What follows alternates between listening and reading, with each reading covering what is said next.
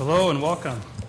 We'll call the Monday, July 19th, 2010 informational to order. We have a City Council staff report with Deborah A. Owen. Thank you, and good afternoon, Sioux Falls City Council. As we work toward our legislative priorities for 2011, I wanted to remind you that we need to submit some of those requests to the League, and at your desk is the form that comes in that newsletter from Yvonne Taylor with the Municipal League. And then also, just to let you know, a few weeks ago, we had handed out the legislative priorities for 2011, and so you may want to look at those for a reference point. But just to be thinking of that, because Yvonne will be here next Monday to talk about what our priorities are and to help us shape some of those strategies. Thank you very much. Any questions of Deborah on this or any other topics? Oh, yes, Councilor Intiman. I just wanted to remind you that I will not be here next Monday. Sorry, I have to go out of town on business. I'm sorry, Jim, that's not allowed. Okay. There's no other business besides city business. Okay, very good. We'll move on to Mayor Huther. Mike is here. Mayor? Thank you, Chairman Jameson. I appreciate the opportunity. I will be brief, I promise. First of all, I wanted to recognize that Dave Fifley, the new city attorney, has officially started today. He's been working for free over the last couple of weeks, but he has officially started today, and I'd like to welcome him to the team. He also mentioned to me that he's going to try to set up individual meetings with all of the good people on the city council in the spirit of learning what topics you may want covered or deal with issues that you may believe that exist within the city attorney's office or anything in city government. So again, I'd like to welcome Dave Fifley, as well as Jill Franken officially started today as a department head as well, even though Jill's been working for the city for a long, long time. The way the process works, they can't actually start until after a certain period of time. Well, that official day is today, so again, I'd like to welcome Dave Fifley and Jill Franken. Also wanted to just recognize that we had a very, very successful Jazz Fest, and I said we because the city ultimately had a great time. And as one of the reports that came from the police department today, there were fewer issues from years past this year. So thanks to all of you for being on your best behavior, whether you lived in Sioux Falls or were visiting from out of town.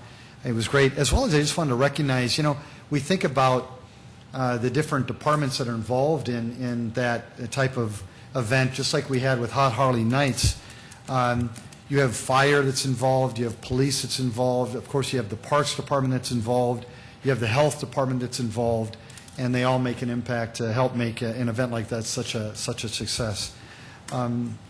Two quick topics, and I don't want to steal Jill Franken's thunder too much, but as you folks know, there was a topic brought up last year involving noise complaints in downtown Sioux Falls, and then there were a number of good meetings that took place with not only people who live downtown, people who visit downtown, people who do business downtown, along with Jill Franken and her team. She is pleased to report that there's not been one complaint filed for noise this year so far. So that's a great success story, and I'll let Jill share more about that at a later date. And then last but not least, I wanted to recognize the meetings for the zoning, the rezoning, the planning process. They've been very, very well received. I don't think Mike and the City Council is ready to present a report yet, but progress is being made Sioux Falls, and we'll all celebrate when it's done. Chairman Jameson, thank you for the opportunity. Thank you. Any questions with the mayor at this point? I have one question, Mr. Mayor. You want to talk to us about the reading assignment you've given us? The reading, oh my gosh. Come on, spill. I will. Folks, what Councilor Urbanbach is talking about is I provided them with a book. It's one of my favorite books, and in fact, I actually am embarrassed to say this, but I hand it out as a wedding gift to young couples. It's called The Millionaire Next Door, and the premise of the book is that it analyzes how you can still how you can utilize things like saving in your life, how you can make prudent investments in your life, and how you can balance spending, but more importantly, how saving is even more important. I wanted to give them all a copy. It is something that I live by in terms of trying to find that balance between, you don't have to buy a Rolex watch. You can buy a Timex watch, and it still allows you to tell time in just as an efficient a manner. Some people may want to buy that Mercedes-Benz, where you can still have a really great, good-looking Ford car out there, and this type of book will help you understand that. And I thought I'd give you a little more insight into this Mayor Mike Huther guy, and I thought this book would help, as well as I've got a budget presentation on Thursday, so I thought the timing was perfect. It is going to be a fiscally conservative budget on Thursday, and it'll still show how we were able to get good things accomplished for this city for next year, and not having to spend an excessive amount of money to do just that. So please enjoy the book. The city of Sioux Falls did pay for it. I personally did not. So if it was the city government that paid for that book. So just to be open and honest on that. But enjoy the book. Well, if it's a wedding gift for new young couples, I'd say I do feel like I'm married to the city council at this point, so it's appropriate. Thank you. Good luck on your wedding there, Councilor Urbanbach. Any other questions? All right, very good, thank you. We'll move on to our committee reports. Audit Committee, Rich is going to be presenting his audit findings for the Multicultural Center in the upcoming joint meeting that starts at 5 with the Minnehaha County Commission. And Rich will give a full report and take questions at that point. So don't be late for that. Otherwise, we'll move on to Fiscal Committee. Vernon? No report. No report. Land Use Committee. Bob Litz is out We meet next week, I think. next week, and I Yes. think there's quite an agenda. Yes. Zoning, signs. I saw a rough draft of the agenda today. There's 3 or 4 things on it, so we'll be busy next week. Okay, there's no council meeting that week, but there still is an informational and a Land Use Committee meeting. Okay. The Public Services Committee. Kenny is not here, but I can fill in for him. We spent last Monday doing our homework on the Board of Ethics revisions, and we have a meeting coming up next Tuesday at 4 o'clock in these chambers with some of the members of the Board of Ethics to discuss those. 4 o'clock, the 27th, next Tuesday. Why are you looking at me confused? Is that a special meeting of some sort? It is. Yes, it is a special meeting. We've been trying to coordinate with some of the members of the Board of Ethics so we can get their input and feedback on any proposed changes in this room. Okay. Any questions of Councilor Brown? Okay, seeing none. City Council open discussion. Any hot items? Anything anybody wants to? Councilor Entman. Just a question, and something to think about here as we go forward into the future, and we'll take a little bit of homework on looking at Don over there because he likes homework anyway.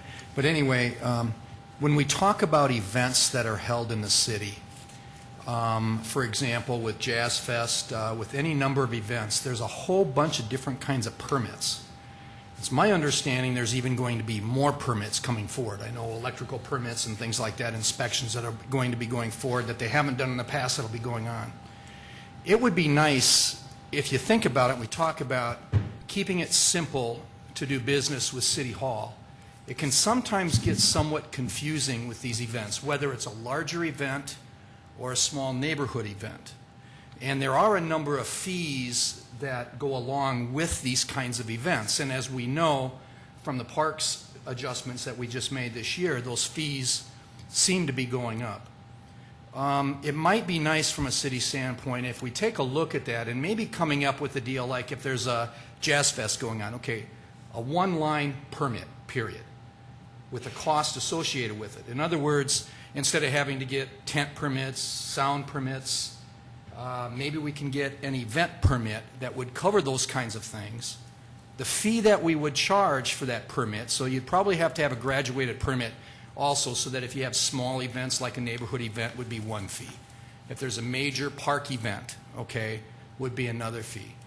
Maybe we might be able to take a look at that, and I know if we could establish one fee for those kinds of things, and maybe it isn't going to cover the total expense of the event, okay, as fees begin to adjust, but I think that the fees that they charge for these events and the complexity of getting it done for people, trying to understand, you got to have a tent fee, and inside the tent you've got to have exit signs and fire extinguishers, and people don't know all of these different kinds of things until the inspector comes out, you know, and wow, then it's really an eye-opener. The only exception that we might want to exempt from that would be the food license that you have to get, because that does require an inspection. And they come out and they do a very thorough inspection, and all qualified people out there that cater to these kinds of events are very familiar with the permitting process for that, and they have to have the place set up before they get the sign off on the event, that kind of thing. So we might want to just exempt that. But I think we should maybe look at that and have some discussion. It might be worth that kind of discussion to see if there's something we can do instead of charging all these different kinds of fees. City Clerk, Deborah Owen. Thank you.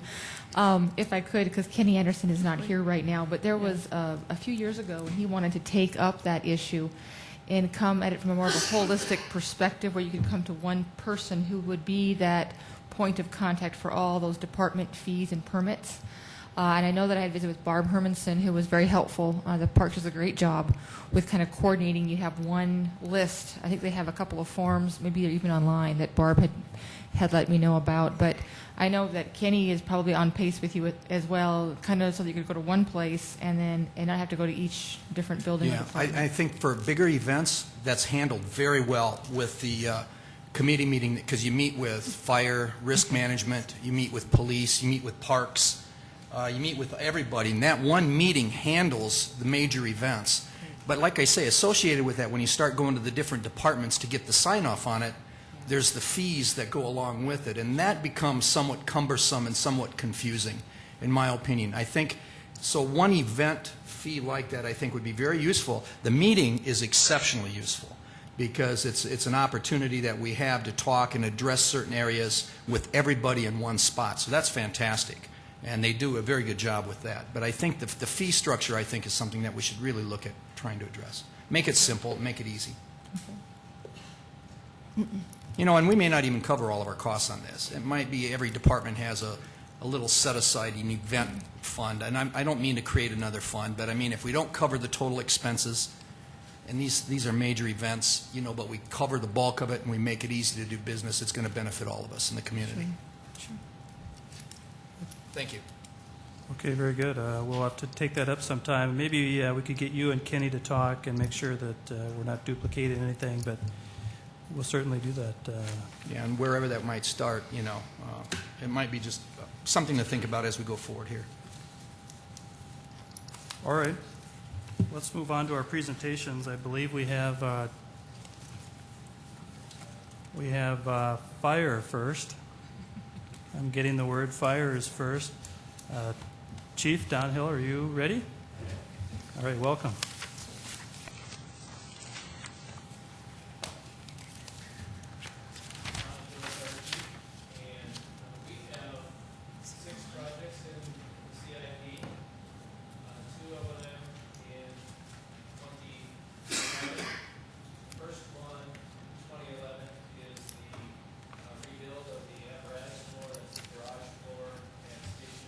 Excuse me, is his microphone turned on?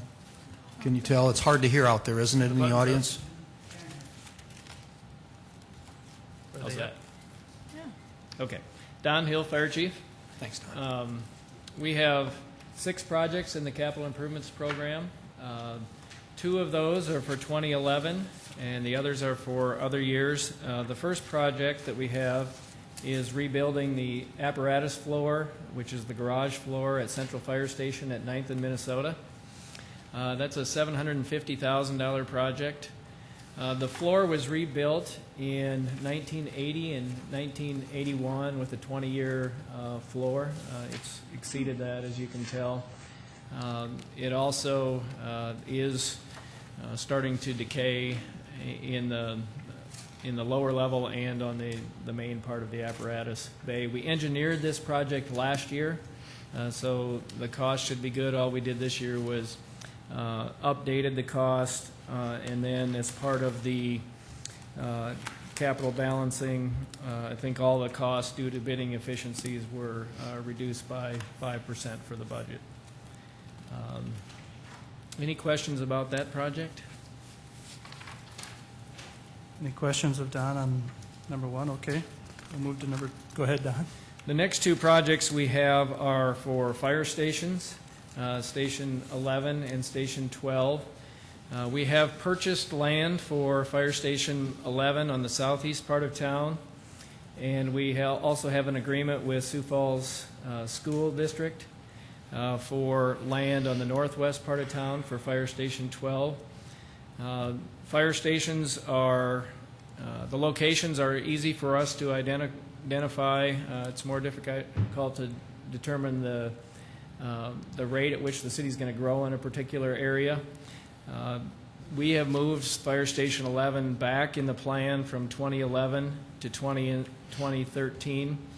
If you see on your map, it's project number 2 in the southeast part of town. If you can go to the next map. This is a map of all of our calls for 2009, and you can see the southeast part of town, while it's in the city, does not have very many calls at this time, and it was prudent for us to push that project out for a couple of years. Development has slowed somewhat in the southeast part of town. Your council districts are on here too as well, so this is for your information on the kinds of calls and also the number of calls that we have in each of your areas. And the fire station locations are on there as well. So Fire Station 11 is scheduled for the southeast part of town on 41st Street east of Highway 11. And then Fire Station 12 is scheduled for the northwest part of town, design only in 2015. And that is a half-mile west of Marion on Maple. We determine our fire station locations based on a couple of things. The most important is our service, and that's our response times. We maintain response to 90% of our calls in 5 minutes, 12 seconds or less. That's the accreditation standard for fire, and we're able to meet that at this time. The other big factor in fire station locations is the size of the service area for our insurance services offices rating. You've heard me talk about ISO before and our insurance rating before. The ideal service area for a fire station is a driving distance of 1.5 miles. So that corresponds roughly with a response time of 5 minutes and 12 seconds, although we can get slightly faster than that, or slightly larger area. But that also is a determining factor for us in where we locate our stations. We have 10 stations now, and all of our stations have 4-person crews at them, except for 9th in Minnesota, where we have 2 crews. And we do vary our staffing slightly from day to night, which not a lot of fire departments do. So right now we have 1 station for about every 15,000 people in Sioux Falls. That's pretty good. Another good way for us to measure our department, although the service area is more important. But at that rate, you can tell that we need another station about every 4 years if growth is between 3,000 to 4,000 people a year. It's a little bit slower than that right now, I believe. So we have projected out stations out until 2035. You can go to the next map. And this was done in conjunction with the 2035 growth area map. And so we have a project in CIP for land acquisition, opportune land acquisition, and that is in 2013. You can see the locations we've identified. We put the requesting the money in the budget to look at opportune acquisitions in certain areas. We project our next stations would be southwest, after Station 12, and then northwest and in the south central part of the city. We're concerned about if we push out land acquisition too far in the area around I-90 and Marion Road, that land may not be available if we push it out too far, and also at 85th and Cliff. That area may not be available if we push that land acquisition out too far. And then the southwest station, south of where the new Pettigrew School is, but in that general location. So those are the three, at this time, those are the three acquisitions that we'd be looking towards accomplishing with the money in 2013 for land acquisition. The other project that we had in 2011 was a physical training room at Fire Station 8. Fire Station 8 is at Madison and Kiwanis. It was built in 1984 or 1985, somewhere in that range. It does not really have a physical training room, which is a major priority for us. It's the current facility being used for training is a small study room on the southeast part of that building, and this is an addition to address that. The final project we have is fire station sprinklers. 4 of our fire stations do not have building sprinkler systems in them. They were built before the requirement. One of them was built in 1912. So we have that in the project. That was one of the things identified in our accreditation that we needed to address as well. So we have 4 stations in there to add sprinkler systems to. Any questions about any of those projects or anything else? Any questions of the chief? Councilor Aguilar. On fire station number 11, now you're delaying, we have the land, correct? That is correct. And we're delaying the other parts of the project until 2012 and 2013? Yes. Will we still meet that whatever, The 5 minutes, right now, the development that is in that area, there isn't a lot of development there, but they would be outside of our normal 512, but we'd still be able to meet our overall city response time 90% of the time. which fire station would respond then to fires in that area? The stations that would respond to that area are the one on 49th and Southeastern, and also the other primary response unit for that would be the one on just north of 10th and Sycamore. Thank you. Councilor Brown. Chief, just one question about land acquisition. Last year's book had $400,000 in 2011, but you've just moved that out because of the slower growth? That was actually moved out for balancing, to balance the CIP plan. And then the 5% was adjusted on all the capital projects. There was a 5% reduction for good bids that we're getting. So it was moved out to balance the CIP plan. Are you comfortable with moving that out to 2013? Well, I would. It's part of the balancing, and I understand that. We requested it originally in 2011 because we thought that if you could purchase land, the farther ahead you can purchase the land, the less expensive it's going to be, and so we budgeted for it in 11 originally. Tell me what the priorities are again in terms of geography for land acquisition. 85th and Cliff, I-90 and Marion Road, north there, that area, as that interchange opens, and then southwest, which is on your map. It's it's even with the edge of the city limits on the west side, and then on about 69th Street. So the 5% cut was not just your department; it was CIP wide. My understanding is it was CIP wide. Yes.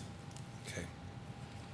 and that was to deal with bidding efficiencies that we're getting now. Thank you. Yes, Councilor Erpenbach. Don, do you think that you will buy all of that land that same year? 2013, is that the plan? No, we would start whenever, if we have that much time, we probably would be able to buy it all in 2013. But the programs or the projects in CIP have a longer life than that, which gives us the opportunity to spread it out over a second year if that's more beneficial to us. Yeah. What's the order then for priorities on those three, the new ones? Well, I would say that the highest priority, just because of the availability of land and how close we're getting right now, is the land south of, or about 85th and Cliff, actually between Minnesota and Cliff, and then the northwest because of the opening interchange, and then southwest, Okay, good, thanks. even though the stations might not be built in that order. Right. It's just land okay. availability. Okay, good, thank you. Don, I'm always trying to keep things pretty serious up here, you know. That's just the way I do things. But I got to tease you a little bit about in 14, the sprinkler systems. Yes. You couldn't get any closer. I mean, I can appreciate you having the need to do that, I guess, but all the new buildings that are being built are including sprinkler systems? Yes, they are. Yeah. And we have one in 2010 we're remodeling this year, and we included the sprinkler system in the remodel. And then the parking of your vehicles on that fire station number 1, what do you do when you've got the floor all tore up? And We'll move the trucks to a different location. We won't be able to use that building. It's going to take about 4 months. how do you, that's your busiest place, isn't it? It is. We also, if you notice, you can look at the map that's up now. Most of our stations are a little bit farther apart than they are in the core area of town. That's because that's where the concentration of our calls is. So we may have a little bit of longer response time than normal, but we'll still be able to meet our 512 with that. The reason we have the stations concentrated down there is just the number of calls that we have in that area. You move all the vehicles to like number 3, or will you? We'll move one of them to 3 and one of them to another location, probably to Station 5. If we can't find a better one, unless I can get the old Station 2 from the Parks Department. So, Oh, that'd be fun. yeah. Clean that out. So, Probably have to remodel it to fit the engines, though, I suppose. That's right. I Oh, don't know. yeah. Halfway out. yeah, the trucks at the time when that floor were remodeled weighed about 32 to 39,000 pounds. Now they are up to 74,000 pounds. So there's quite a difference in the weight of the trucks, too. Okay, any other questions? Anything else you'd like to add, Don? Nope. Okay, thank you very much. Next we have, I see coming forward, Sally. Hello, Sally, welcome. Thank you. Sally Felix, Siouxland Libraries. We've got a map also. Just to call your attention to the 2011 projects, and then I'll just review where we are on the West Side branch as well. We have 2 at the Cayley branch and at the Ronning Branch Library, and both of these are to do upgrades of the HVAC systems of the libraries. I'm not Ronning, I don't know quite as much about. I know Facilities has recommended we do some work there. Cayley, I know when the addition was put on in 2002, there was nothing done to upgrade the HVAC system in the existing part of the building, so we hope to take care of that.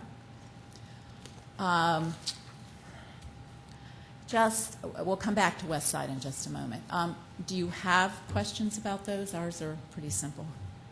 Councilor Brown. Just a question, have those systems degraded since last year? They were scheduled for running for 2013, now moved to 2011, and then the Cayley branch from 2012 up to 2011? Actually, that was, the mayor wished to do that because, he wants to make sure we try to the degree that we can to keep the buildings, the infrastructure up to speed. So that got moved up in the budget decision-making process. Okay. Very good. Thank you. Okay, can we, Tori, you mind? I do want to spend a couple of minutes talking about the library's part of the Other Capital Expenditures Program, fondly known as OSEP. This is particularly important to us, and especially since we have new council members, you may not be aware of this. But most of the library materials, the books and all of our AV equipment, is capitalized per accounting regulations and rules that, finance could talk to you about much better than I. So as a result of that, we pay for those library materials, which is the bulk of our collection, out of the capital budget, and it falls into the OSEP budget. It looks a little strange when you look at your book, so that's why I wanted to explain. What we actually are looking at doing in 2011 is, you can see there's an amount, $198,472, which is from the second penny, for library materials. We are going to take $80,000 of the appropriation that we get from Minnehaha County and move that into the capital fund to use toward buying library materials. And then because the library's part of OSEP took such a big hit, we have determined that we can supplement in 2011 with unspent bond funds from the main library project. So that's what you see that $281,540 is.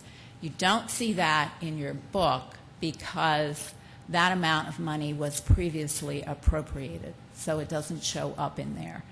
And if you have questions about that, again, that's really a finance.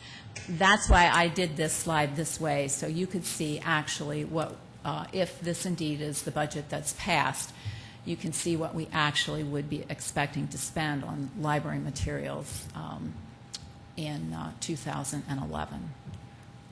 And I know it gets a little convoluted, but it's just the way it is. So we are taking a reduction in that, but by being able to use some of the county appropriation and move that into capital, and then also supplementing it with the bond funds, we have a reasonable amount of money for 11.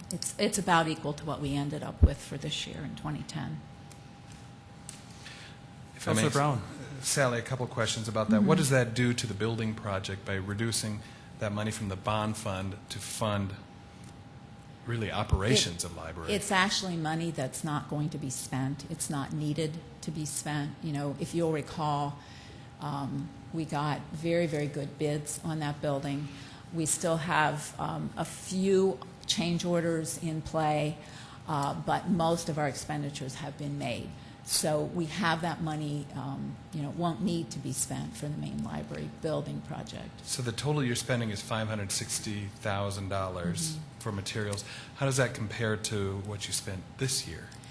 Well, what we're spending this year is going to be about the same, but what we're spending this year is about a 9% reduction over what we had anticipated. 2010 is a 9% reduction over About. 2009. 2010. And 2011 will be? 638. That's up to about a 12% over what was originally programmed. What are you seeing in your numbers of users at the library?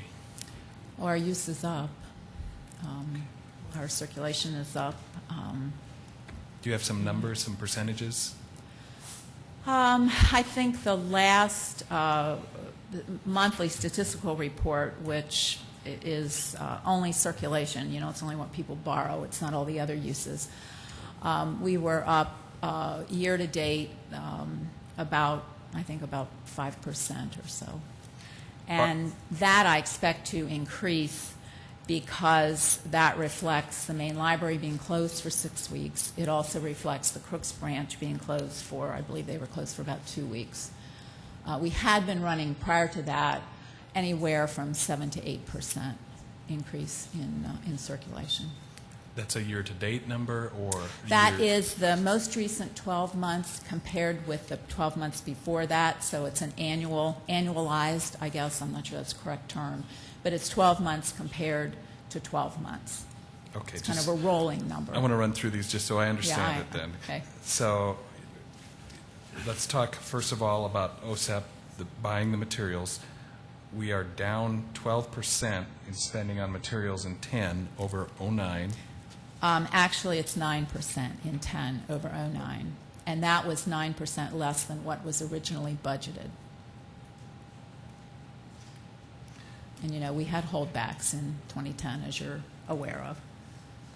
And then in 11 versus 10 will be It's about 12% over what had been Below. programmed.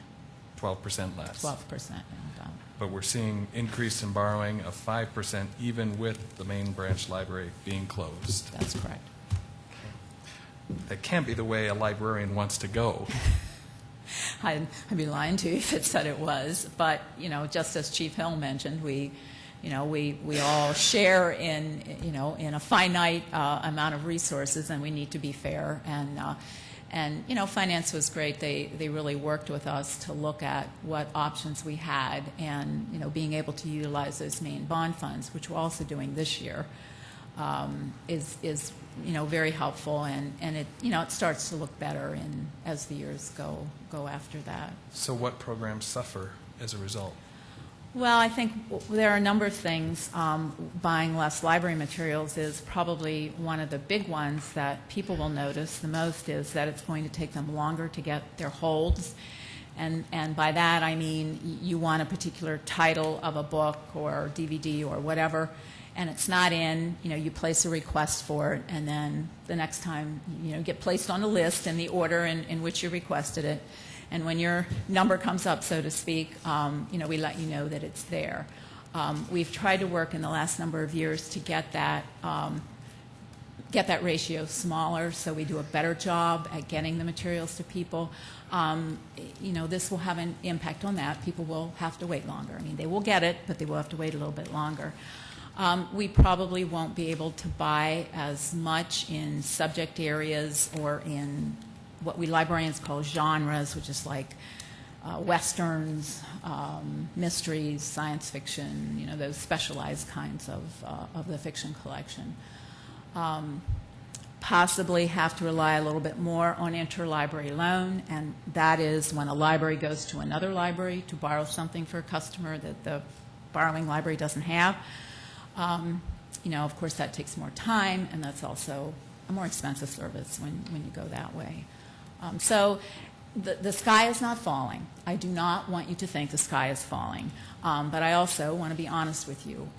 You know, it certainly will have an impact on service. Councilor Aguilar? Sally, I've heard that there's discussions with bringing Lincoln County into the library system. Is that just in the development stage, or is that a possibility? We've had some informal discussions in the years that I've been here, and I think there were discussions in the years before I came about that possibility, but that's all they have been. That was part of the report of the Whisk and Chop session that I did the week before last. It was in response to a question that one of the attendees asked me. I think the Argus kind of made it sound like it was a little bit more of a sure thing. It's just an idea at this point in time. But we continue to think about it. Thank you. Councilor Erpenbach? Thank you. Sally, can you give me an idea of what's the lifespan of the materials that you'll buy with the OSEP funds? Like a book, how long do you have it on the shelves? Oh, golly, it varies a great deal. Some of the more popular books that get used a lot, and, you know, books aren't put together as well as they used to be either. Those of you who are readers know that, readers of print. They probably have a shorter lifespan. You know, some things that are in the literature in the 800s, some art kinds of things, biographies, some of those kinds of things, they're likely to to have a home on the shelf for quite a long time. What really determines, and certainly condition and age of appropriateness of content, particularly in nonfiction, plays a role. But even more than that, sometimes we look at use. So if it's something that maybe we made a mistake and maybe it wasn't such a hot mover, or it's a hot mover for a couple years, and then it's not, we might put it on the book sale. It really varies a great deal. Children's books you would find, as long as they're still in good condition, you would find children's books on the shelf quite a long time, if they are in good condition. But we do have to regularly replace them because kids are kids. So you think 5 years, 10 years? Can I average that out? Or am I being too I'd say general? 5 years is tops if you're Okay. going to average it out. A lot of our collection is fiction, and a lot of it is children's materials, and they have a pretty high use rate. So I'd say we could probably go back and come up with some kind of a better guesstimate for you, but I don't think it's 10 years. It's closer to 5. Okay, that's fine. Then you just told us that holdbacks last year required that we use part of the bond funds to buy Yeah. books and materials. Well, we used them as OSEP this funds. year, 2010. In The year 2010. we're in, yes. Right. This year, last year. I know you Then did. 2011, we're going to do the same thing off that That's same bond, which Right. is a quality of life bond, That's correct? correct. What is the life of that bond? I'll defer Are we paying to- on it for 20 years? I think it's 20 years. We're paying up. I just want to make a point. If I buy a loaf of bread with my Visa card and I make the minimum payment on it, the loaf of bread is gone long before I paid for it. I'm concerned that we're using bond funds for things that, and I don't want to criticize you, Sally, because I know you're doing the best that you can, but I believe we're using bond funds for materials that go away before the bond is paid off, long before the bond is paid off. So I'm concerned about that. I'm concerned about that use of the bond funds. And that's it. Thanks, Sally. Sure. Councilor Brown? And Sally, you should never feel beat up. I speak as one person, but I probably get more emails on library services than most other departments. And I think it's because it's so valued by citizens in this community. So that's why I'm concerned about less materials. And I understand the position you're in, so please don't feel like we're beating you up on this. But I also want to talk to you about everything I read in terms of libraries talks about the huge increase nationwide in terms of resources for jobs, information about mortgages. Are those areas that materials will be cut or resources cut? Well, we'll look at use again and have to reallocate. And, I mean, we certainly are going to continue. Those are highly used parts of the collection, so we certainly will continue to buy in those areas. Okay. And we will buy less in those lesser used areas. I mean, that's because, use is, people pay their tax money to have, something that they find of value. So, we do a lot of things online, as well, I mean, which is really great. Our reference collection is a mere shadow. Our print reference collection is a mere shadow of what it was when I came 7.5 years ago, just because so much of that is available online, and we use those resources just as, as individuals use them as well.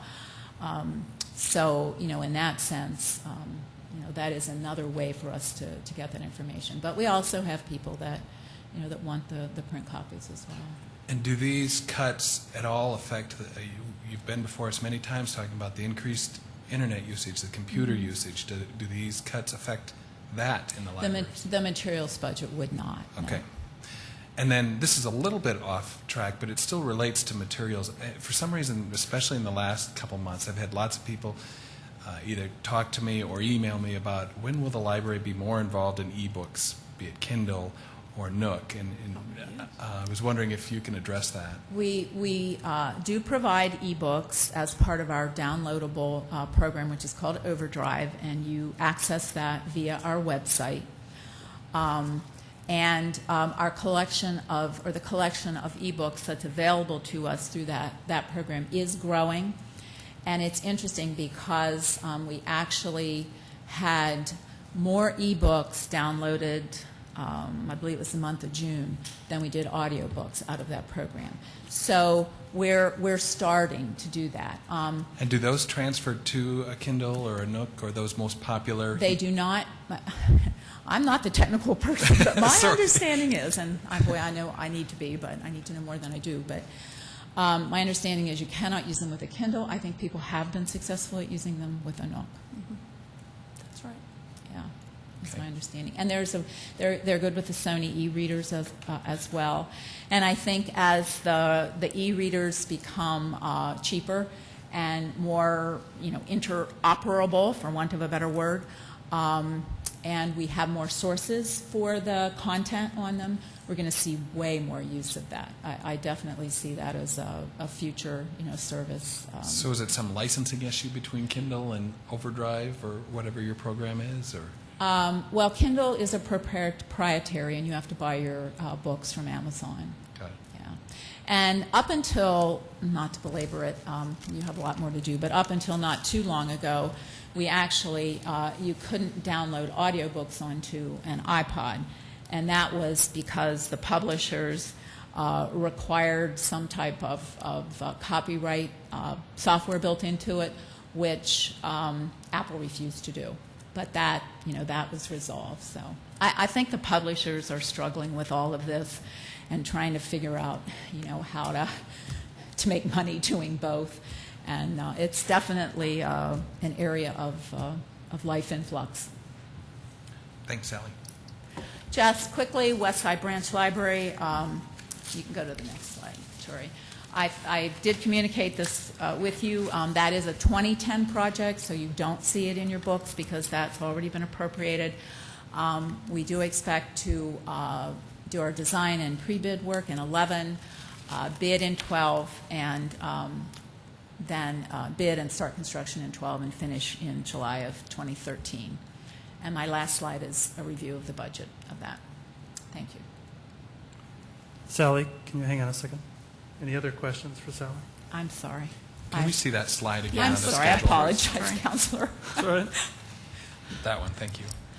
Sally, Vernon's way better at this than the rest of us. He's so good at thanking you for your work. We love the library. My entire family, we all have cards, and I'm online a lot, so I don't want you to take that as beating up on the library system. We have an awesome library, and I want you to know that.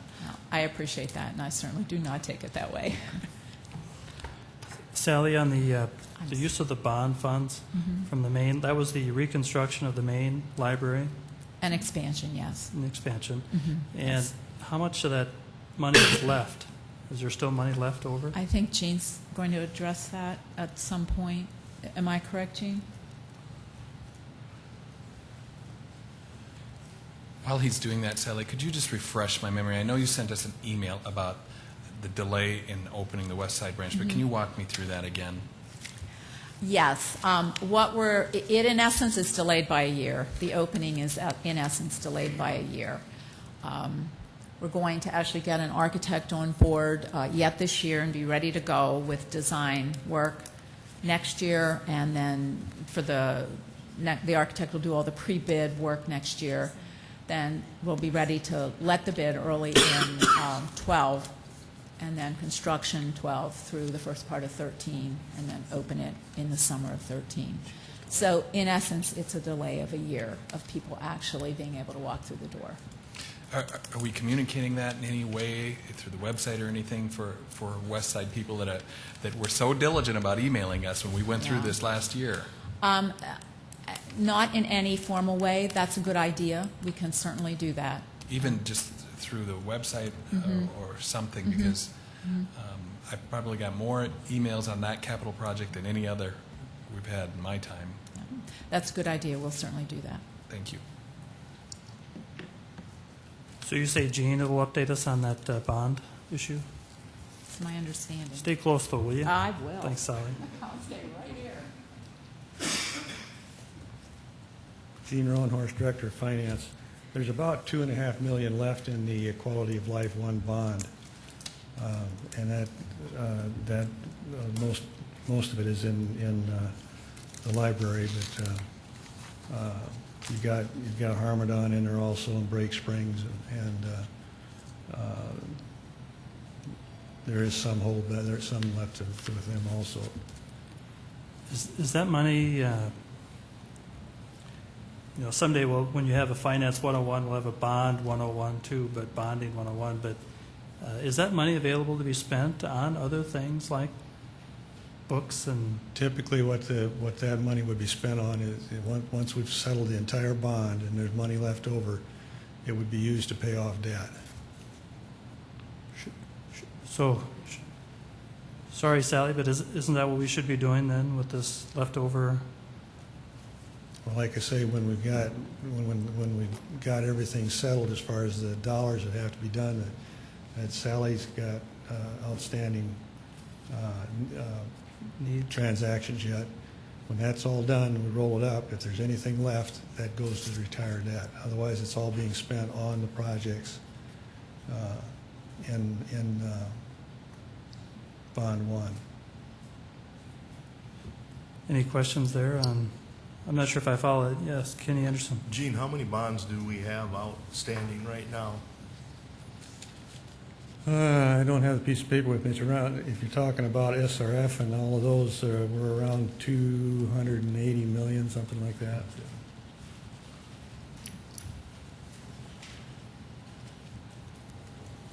Any other questions on? Okay, thank you, Gene. Any other questions for Sally? Sally? Okay, thank you very much. Thank you.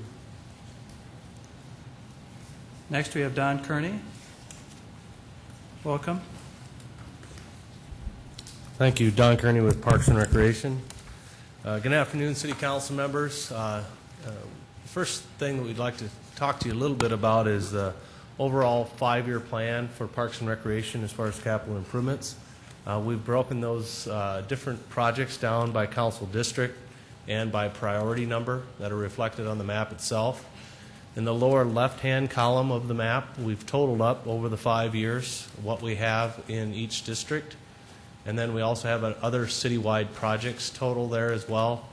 Some of those are pooled projects, whether it be land acquisition, park roads and parking lot, rehabilitation, playground replacement programs that are really spread all over the city. And so kind of wanted to get your bearings on the map itself. That if you see a project that has an X on it, that designates that it's design only. And then we did list other projects that aren't shown on the map just because either the site is unknown at this point or whatever it might be. So I just wanted to orient you to that map. And then we'd also like to take you through our 2011 projects and then also answer any other questions about the 5-year plan that you might have.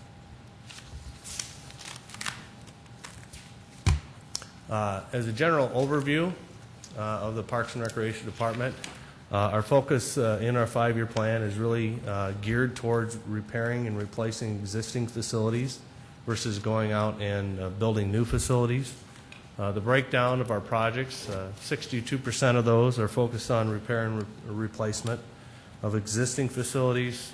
6% goes towards expanding and improving existing facilities, and 32% on developing new facilities, which you'll find are generally in the outer years because of the operational impacts that it does have by building new facilities. There again is a map for your review.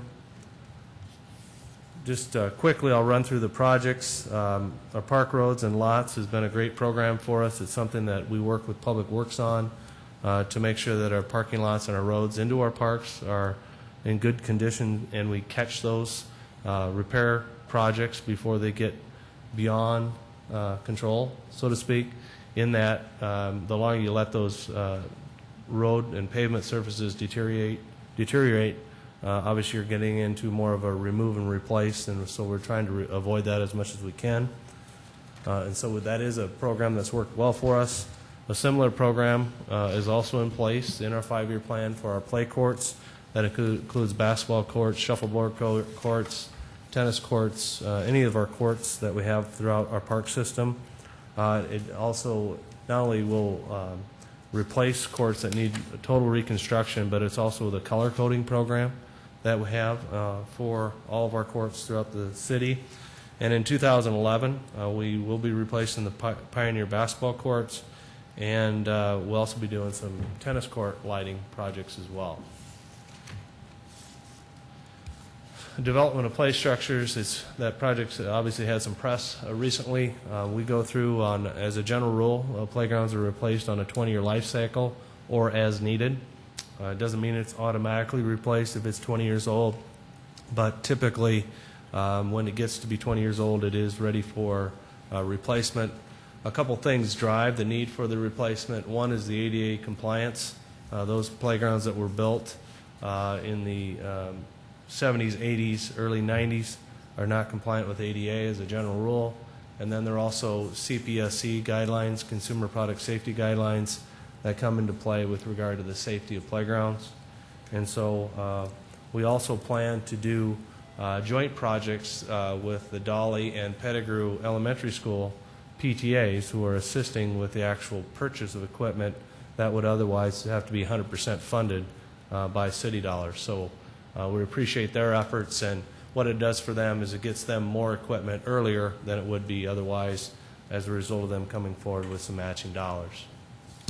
Sherman Park, we've had several phases of improvement out at Sherman Park. We are now in our final phase of development for the Sherman softball complex. I think the improvements we made over the years have been well received, and this will do the E through G field areas. These are the areas in the southwest part of the complex that would also replace the restroom in that southwest part of the complex, and basically make the same types of improvements that we've made in the rest of the complex over the last 5 or 6 years. And the reason why it kind of takes a while is because we're always bouncing around the national tournaments that we host and just trying to make sure that we don't interrupt play. And so it has taken us a while, but we're excited to be on that final phase in 2011. Terrace Park, we do have some ball field renovation that we plan to do there. Primarily includes replacing the fencing, the dugouts, and then any minor grading or irrigation, areas that might pond or we have irrigation concerns. We want to address those at that same time. Keene Park would replace the walking loop and expand the baseball parking area, and then also repair their entrance road. As you can see, there's a picture of the existing road in its current condition. And then we also have what's called the Keene Fund. It's a fund that we have set up through the Community Foundation, and they work with us to provide funding every year for use in Keene Park, whether it be the golf course, whether it be the pool. And so we do plan and propose to use some of those dollars to buy some shade structures for the pool deck area at Keene Pool. McKinnon Park, the lighting at that facility goes back to the 80s.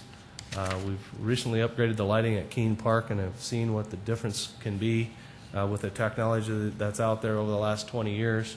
And so that project would consist of replacing the lighting on the tennis courts. And then we also have what I'll call kind of facelift improvements in our downtown park areas. That would include Fort Sod, the Phillips Plaza, Pioneer Plaza, and River Tower Walkway. And their primary cosmetic improvements, replacing the lighting, fixing sidewalks, putting in new tables, benches, those types of things, cleaning up the landscaping. And so we have that project in there to try to spruce that up. Lions Park, a very similar project, lighting improvements, drinking fountain, landscaping is another project we have in that downtown area. Elmwood Park, the ball fields get a lot of use over there. Lots of young kids are playing on those fields throughout the summer.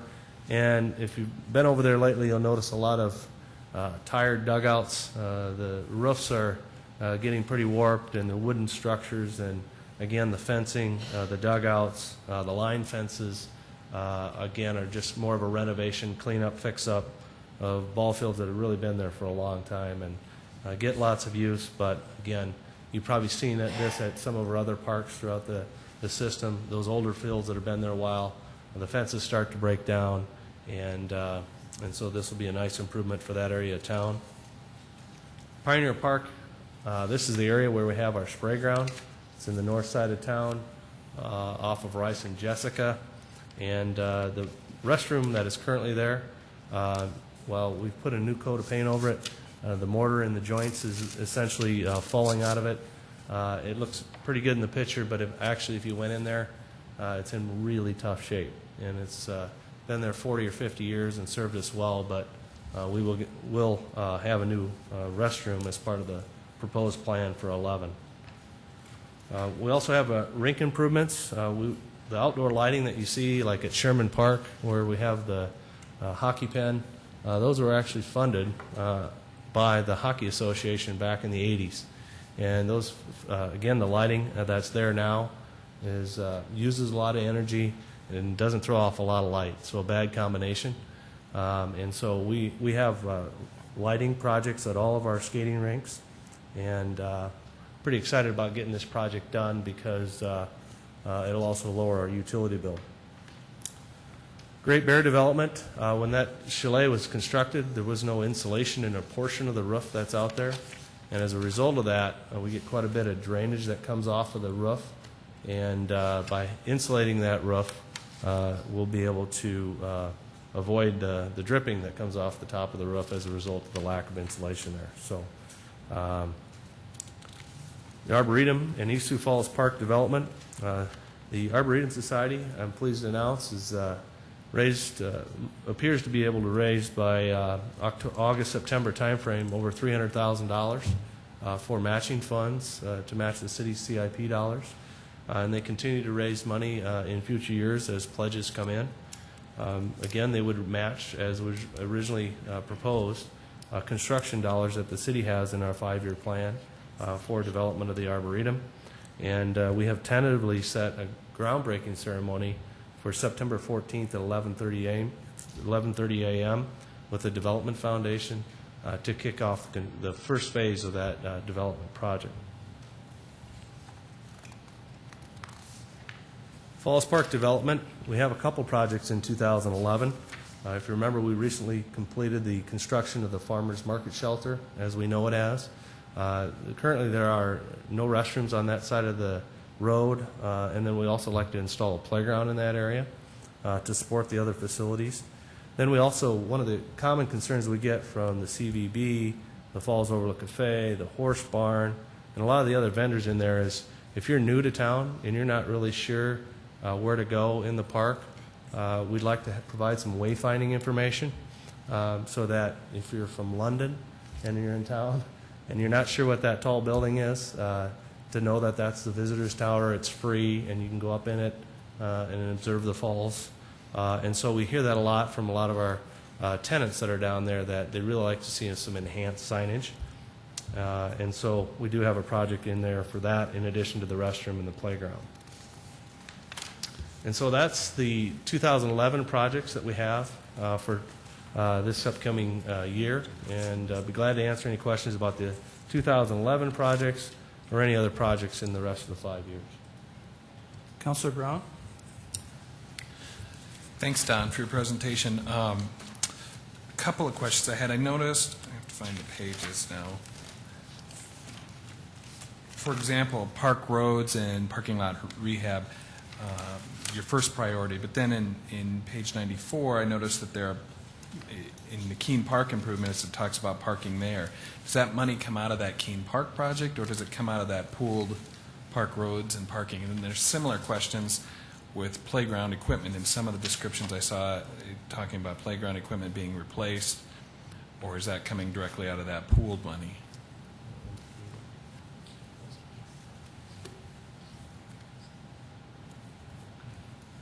Yeah, the Keene Park has some history with it. It's been in the CIP for a while. And as a general rule, the project was a bigger project, and so we left it in as an isolated project.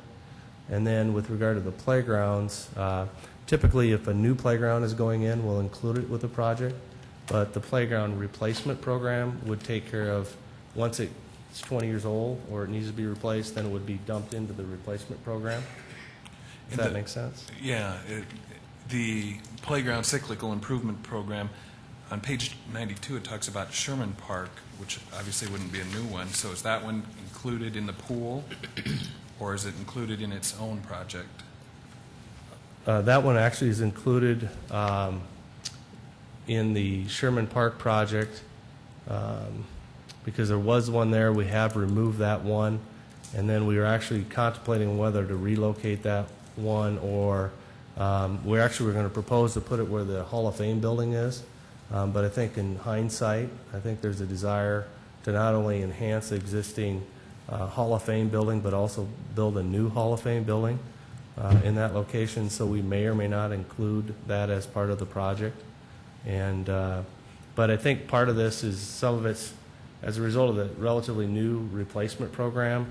There's some remnants of some of the old way we used to do it, where each had its own separate project by park.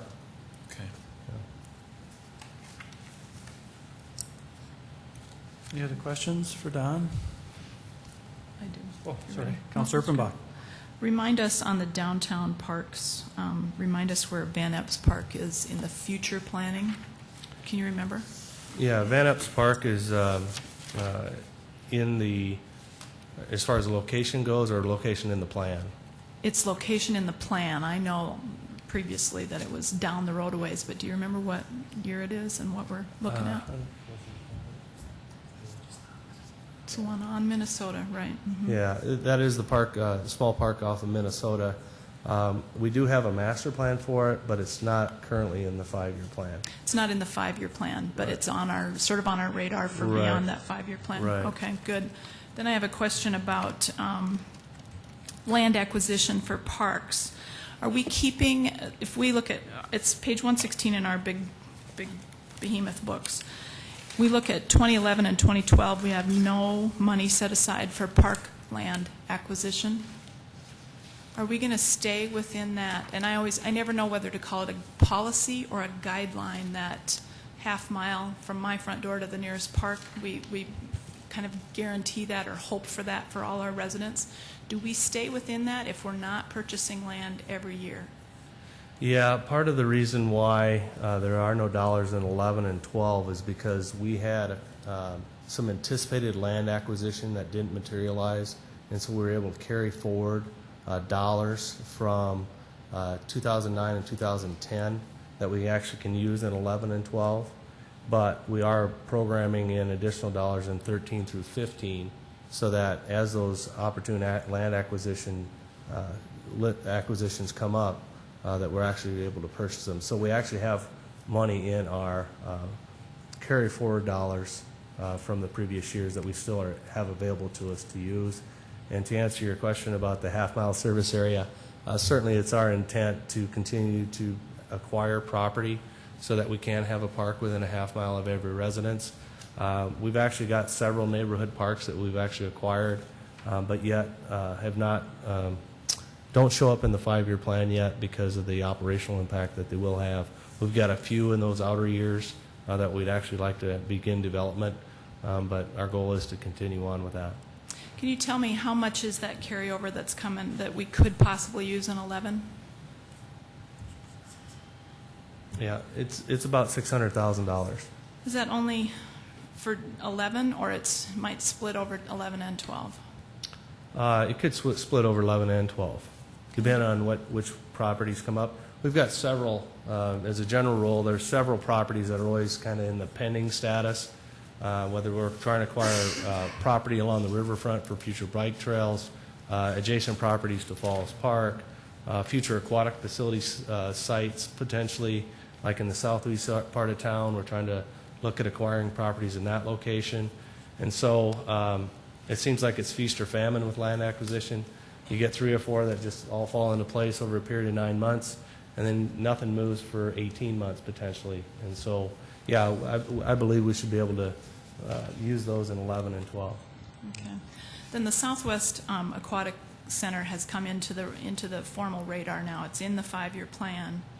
Does the land acquisition monies that are laid out again on page 116, does that cover the land acquisition for the Southwest Aquatic Center? Yeah, we have dollars in primarily in 13 to assist with the acquisition of a site to be determined. That's all I have. Thank you, Don. I You appreciate bet. it. Councilor Intamin. Don, the plans that you have for, the improvements that you have planned for Falls Park, do they fit within that long-range vision that you've got? Yeah, they do.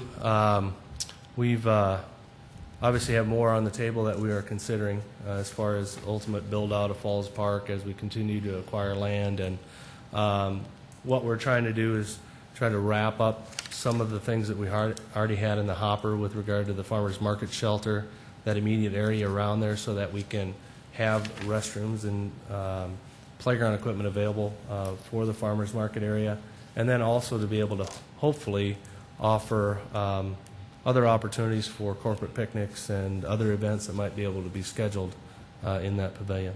So all the improvements we do going forward in Falls Park are going to fit into that full vision that we have for the future, correct? Absolutely. Which is actually wonderful, Thank you. what I've seen from it. Councilor Brown. I want to talk about a little bit about the new project in the end of your recommendations, the indoor aquatic facility. Is there a site picked out for that, or is that included in the land acquisition? No, that is, there's no site at this time for the indoor aquatic center. We're still trying to identify a good location. Obviously, at one point we had Nelson Park identified as a great central location for a facility. Obviously, that didn't materialize. But we're also, I've had folks come up to me and said, hey, is there a way to convert a outdoor to an indoor year-round facility potentially? And with the idea that you've already planned to make expenditures on the actual reconstruction of existing outdoor, would there be a neighborhood that would be supportive of having an indoor, like Spellerberg or Frank Olson or whatever it might be? Obviously, it's that project is really a reflection of our staff and our park board, and I know the mayor is very supportive of trying to get an indoor aquatic facility that can really meet more of the swimming needs of the community. So you have had discussions about whether Spellerberg or Frank Olson, when they get replaced, might be that location? Yeah, I think the idea is that Spellerberg, because of the detention areas that are currently there, there's just not a lot of space to work with over there. Frank Olson may be a better location, but it may end up that we also just choose a completely new site that is yet to be determined. But I think it's really a statement on the administration's and the board's standpoint that we do support that activity, and we'd like someday to be able to have an indoor aquatic center. Councilor Erpenbach. And maybe I'm jumping ahead of things here, but it was always kind of in the back of my mind that perhaps the Southwest Aquatic Center, which is currently listed as an outdoor facility, and the indoor aquatic facility, which is pages 120 and 131, could be the same project. Yeah, that's certainly a potential. You Okay. bet. You bet. Yeah, I think it's trying to find the right fit for all the pieces that need to come together on that, and you wouldn't get a fight at all from staff on that at all, because we'd certainly love to see an indoor facility. Awesome. Thanks. Councilor Brown. Don, sorry. Like Sally, I get a lot of park questions, Sure. so forgive me. But in the picnic shelters, page 108, I've had some people request more people are carrying laptops and things. Do we have outlets available in those for electricity? Do you know? Yeah, part of our projects typically involve the replacement of the shelter itself, but also to bring electrical to it. And so that's part of that pool project because obviously when you have a picnic, you usually have coffee pots and roasters and those types of things. And so where we don't have those in those existing shelters, we do bring that in. And actually, I know we've had requests for putting Wi-Fi That was my next hotspots question. in those Right. locations. And, you know, it's certainly a possibility. A lot of people work bring from everywhere. And they're It's a bringing park. the You're supposed pools. to I get mean, away from it's getting to be an everyday occurrence anymore for people to bring their laptops with them wherever they go. Thank you. Don, I have a question. You know, when we, you're number 2 as far as where all of our money's being spent. And, you know, with the roads, we have ways to quantify the traffic counts that go over those roads, and we get a better understanding of how important those roads are to the city and for the economic structure of our city and how important that is. But the parks, do you have any way of coming together in your own mind and just how many people are using each of these parks, and how do you quantify those, and are you using some methodology here to spend money where it should be spent, or how do you manage that process? Well, we do track the total attendance participation at all the facilities that we manage throughout the entire city. In 2009, we had 2.5 million people use our parks and recreation facilities. That would include the Great Bear, that would include the zoo, that would include all of our partnering organizations that, whether it be baseball or softball or, all of our in-house participants, whether it be volleyball leagues, kickball leagues, our community centers are all wrapped into those numbers. And so we do track an overall usage. The park use is a little tough to quantify unless they reserve a shelter with us. And we do ask them how many people will be attending the event, and so that's how we come up with that particular number. Although by the same token, the community centers numbers are pretty solid. And obviously we know exactly how many participants are in our programs and activities that we offer. And I think the associations give us really good numbers as well. As to whether it's specifically tied back to the amount of users, I think you'll find as a general rule that where there are higher participation numbers, that significant investments are made in those facilities. For example, soccer is probably the largest youth sport that we've got, and we've made significant investments in those areas, similar to baseball, where the numbers are high. Junior football, the numbers are very high. And so historically we've done that. I don't know if that answers your question or not, or Kind of. Those numbers would be good for us to get, along with your presentation, if I think maybe some of the other counselors would appreciate your PowerPoint presentation in writing or in printed format. Could you make copies for us? Sure. Unless we already have. Or just email it to us. Would that be all right? I'd prefer it on email than paper. Okay, for us, some of us fancier. Okay, yes, please. I think you sent it to me, but it was a large file. Yeah, it was a large file. I'll see if we can't condense that somehow through media services to send that out to you. You're talking about the one I just sent you? Yeah. Yeah. And along with your numbers there, do you have those tallied somewhere else that you could give those? The ones that I was just talking about now? Yeah. Yeah. Actually, you'll find that, and it'll come out in your operating budget in the statistics section of the operating budget. Okay. And so we can certainly, Okay. I think you'll get those on Thursday. Yeah, we're good there at that. Yeah, it'll actually be in our statistics section of our, all of our, square city limits area programs offered, attendance at our swimming pools, community centers. A lot of that information's in there. So, but I could send it separately to you if you'd like. Oh, I think as long as they're in the book, we'll be fine. Yeah, they'll be in there. Just if I could finalize, well, the problem I'm having is like Elmwood Park, for instance. I know it's an older park out there, and I don't think there's a pool, or I think there's just some ball diamonds there. Is that right? How do you know that that's a good place to spend $500,000 when there's no way to quantify those people? I mean, how do you know that? I mean, I know the neighborhoods change, and sometimes there's a lot of kids in a neighborhood, and then you go to some other ones where it's turned into a retirement type of an area.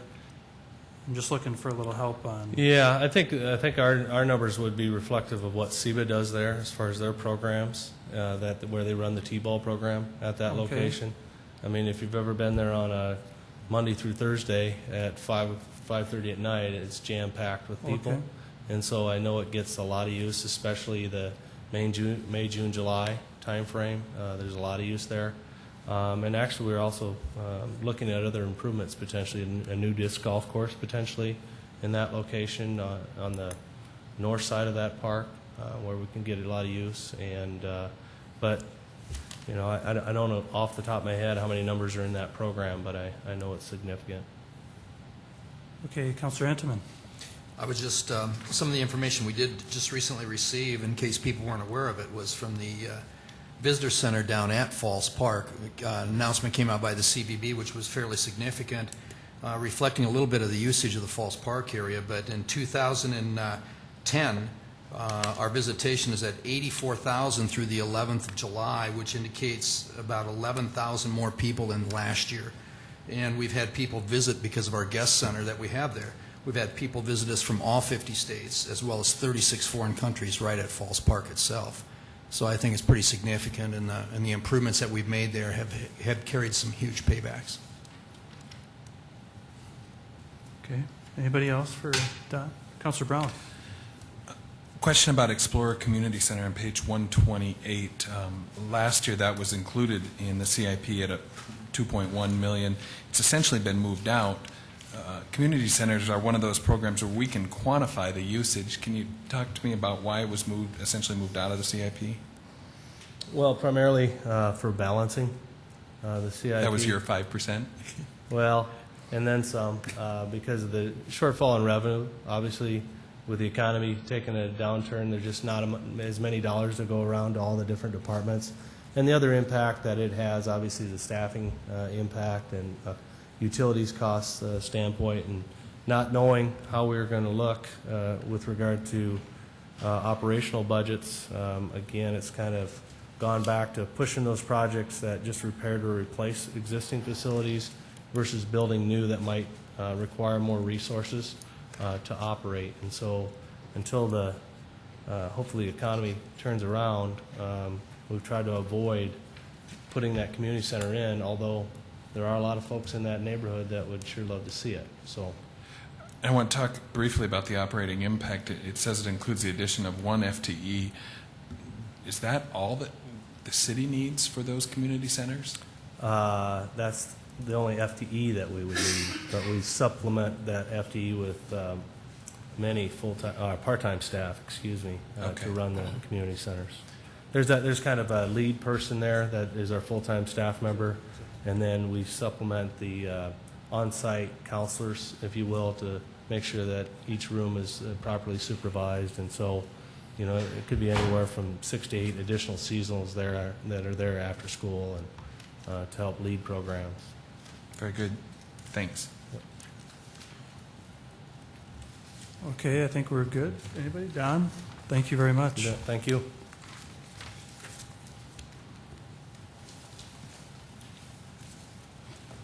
See, I don't see any other, oh, we have Gene out there. Yes, Gene.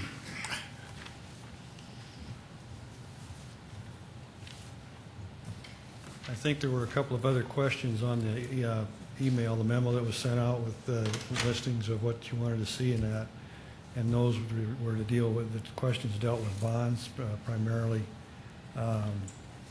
Quality of Life Bond 1 and Quality of Life Bond 2. So do you still, I assume you still want to hear about it? Yes. Okay, well, one thing, to clarify a little bit, I'm not sure who your constituent was, but the city does not borrow money for operating expenses, period. Anything that we borrow is capital, and that is it.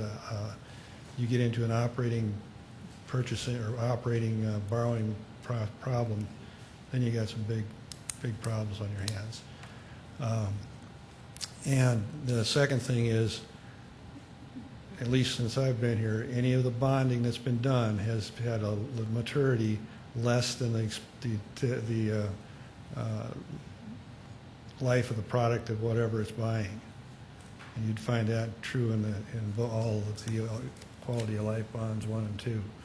So keep that in mind. We don't borrow money for operating expenses. It just doesn't happen. And we only borrow money for a length of time that is less than the life of whatever the equipment, capital improvement is that they're buying. And to run through just run through quick where we're at. On Quality of Life Bond 1, that was a bond that had a total bond amount issued of $25.5 million. And there's 22 million of that actually goes into the project, and the difference is issuance costs, reoffering premiums, debt service reserves, things of that nature. So that's quality of life 1. Quality of life 2 is a bond issue of, quality of life 1 has a 20-year life. Quality of life 1 or 2 has a life of 10 years, and there's $20.2 million issued in bonds. 17.5 million will actually go into the project, and the rest is issuance costs, again, debt service reserves, capitalized interest, and things of that nature. And I didn't bring along enough copies for everybody. I'll email it to you, this report right here. So, are there any other questions I can answer? Councilor Brown. I don't know if they're really questions. It's just some. Each year you ask how we can improve the process, and I've been just taking a few notes with some ideas for next year. I think on the front end of the CIP, it'd be nice to get an overview from finance. For example, today was the first time we really heard that everyone was instructed to cut by 5%. That would have been helpful in the beginning to know that. Second, very minor but logistical. Last year's and other previous books had tabs on here. It's much easier for us to thumb through here if you have the tabs on there for us. And yeah, Michelle made her own tabs. And then in the monthly report, can we find the carry forwards in there? Those are all in? Yes, they're Okay. They're in the last page. Yeah, you have it. It doesn't list the specific carry forwards? I don't have the monthly report right in front of me, but I'm just going to see here whether these are included in the list.